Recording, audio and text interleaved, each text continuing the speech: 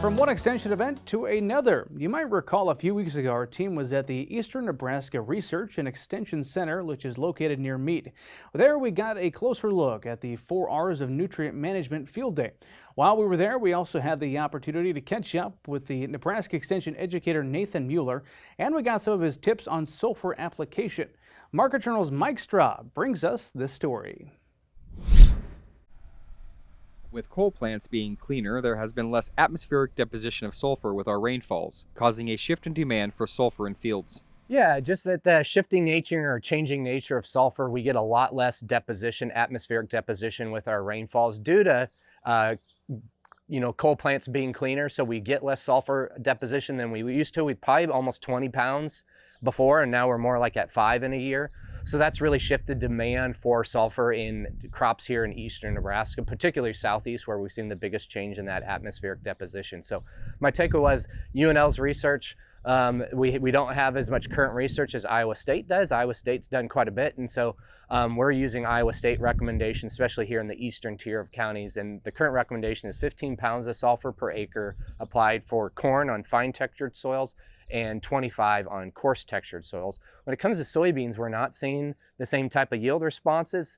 So my current recommendation is actually just to fertilize ahead of corn in that corn-soybean rotation, and that there'll be enough residual, especially in our fine textured soils, for that soybean crop. So only in a sandy situation may we need it in soybeans, but I wouldn't just assume we need it in soybeans. I talked about tissue tests, so plant tissue analysis, taking that uppermost fully expanded trifoliate, as well as we're getting kind of past that window now. We can actually collect seed at harvest from the combine and send that into the lab, and that can be another diagnostic tool to kind of tell us where we're sitting on sulfur fertility, where that soybean saw throughout the year, and tell us if we're good, or maybe we need to look at modifying what we're doing for a sulfur fertilizer program. Planning ahead, the right source, and timely sulfur application is important to providing the nutrients crops need to be successful. Application timing and sources is something growers really need to consider. Our main ones are ammonium sulfate dry and calcium sulfate, which is gypsum dry.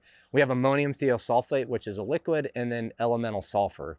And timing on all is when products are in the sulfate form, it's going to be available right away to the crop. So we're talking a spring application ahead of corn, or for example. But if it's elemental sulfur, that's biologically mediated process. So we need warmth, we need moisture, temperatures to convert that from that reduced state to getting it oxidized. That takes time.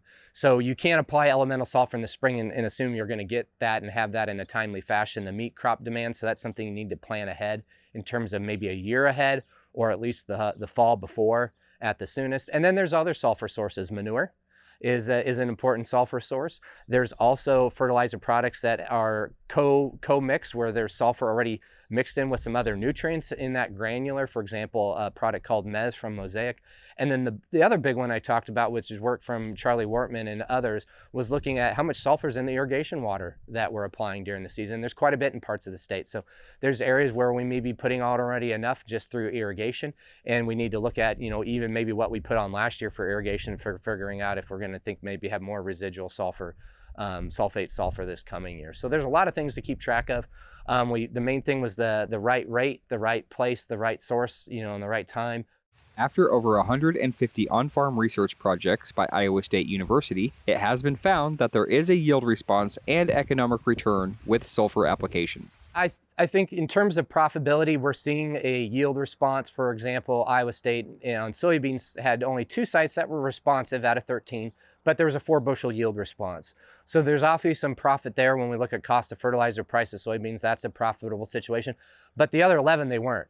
And so that's why I'm a little hesitant to throw a lot at soybeans now and focus on corn. Iowa's done over 150 on-farm studies or research studies on sulfur, showing there's a yield response and an economic return to that sulfur application. So, there's also variability in the field. Within the field's not same. Sandy soils of the field with low organic matter are more likely to be responsive, because we're just going to get less sulfur from breakdown of organic matter. The other piece where especially here in eastern Nebraska, where we have heavier textured soil, especially in southeast, it's where we have eroded hillsides, where we've lost our topsoil, so we have low organic matter, where we've done dirt work from terraces. And so you can definitely see some spatial variability across the field. So there is opportunity for variable rate application. It's hard to quantify or generate those maps though, comparison to lime application or phosphorus or potassium or zinc, where things are a little bit more fixed. Sulfur is fairly mobile in the soil, and you need to sample deeper to get that profile sulfate. So really it's more of a flat rate at this time, unless you have past yield monitor data or know from aerial imagery maybe where some of those spots are at where variable rate could be built in.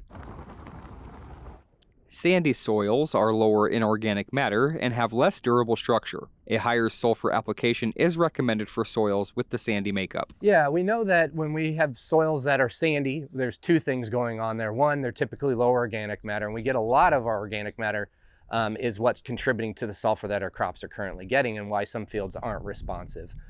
So that's low organic matter in sandy soils. The second is because they have, the structure of those sandy soils, they're more prone to leaching. So sulfate is a mobile nutrient like nitrate, probably not as mobile, but if we get excess irrigation or rainfall, we can move that sulfate down through the profile and out of the root zone. And so those are two things that we're fighting against in sandy soils. And that's why the recommendation is actually higher rate of sulfur application on sandy soils than fine textured soils. Remembering the 4 R's when looking to apply sulfur is key. They are the right rate, the right place, the right source, and the right time. Reporting for Market Journal, I'm Mike Straub.